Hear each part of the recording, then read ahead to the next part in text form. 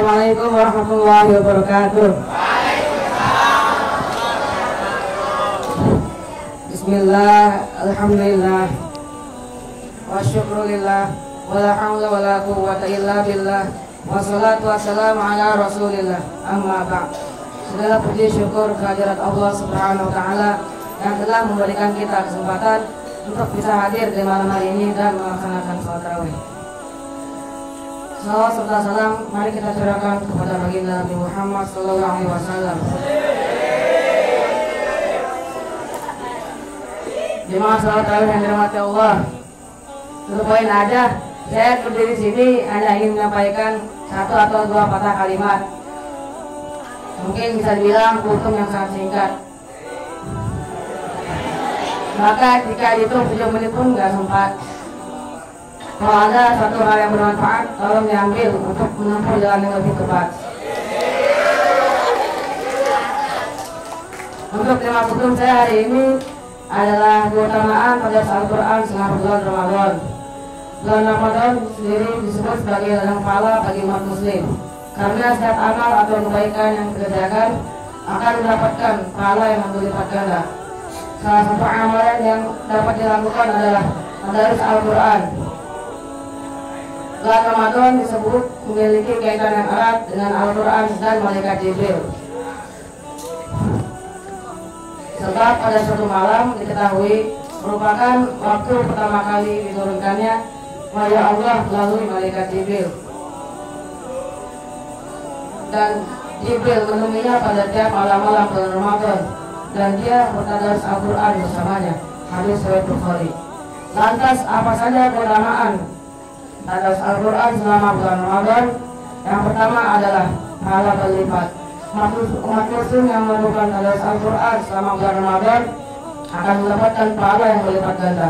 Rasulullah SAW bersabda, barang siapa yang membaca satu huruf dari Al-Quran, ia akan mendapatkan satu kebaikan, dan dari satu kebaikan itu akan berlipat menjadi 10 kebaikan. Aku tidak mengatakan alif lam mim sebagai satu huruf, akan tetapi alif satu huruf, lam satu huruf, dan mim satu huruf. Hadis riwayat Bukhari. Yang kedua, obat penyakit fisik dan hati. Al-Quran diturunkan sebagai obat bagi segala penyakit kejiwaan, sehingga tadarus Al-Quran juga disebut sebagai obat bagi penyakit fisik dan hati. Allah Subhanahu wa ta'ala berfirman, dan kami turunkan di dalam Al-Quran suatu yang menjadi obat dan rahmat bagi orang-orang beriman. Quran Surat Al-Isra ayat 82. Yang ketiga, rumah menjadi bercahaya. Rutin membaca Al-Quran juga membuat rumah menjadi terasa tenang dan damai. Bahkan membaca Al-Quran juga dapat membuat rumah menjadi lebih bercahaya. Dalam riwayat Tirmidzi disebutkan, setan tidak akan masuk ke dalam rumah yang dibacakan surat Al-Baqarah di dalamnya.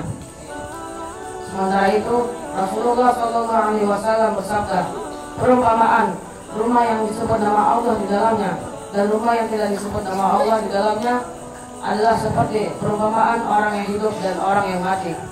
Yang keempat, dihadiri malaikat.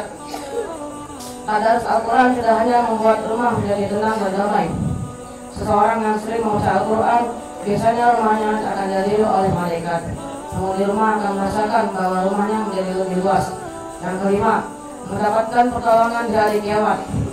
Keutamaan tadarus Al-Quran disebut akan memberi kemuliaan, yakni syafaat atau pertolongan pada hari kiamat.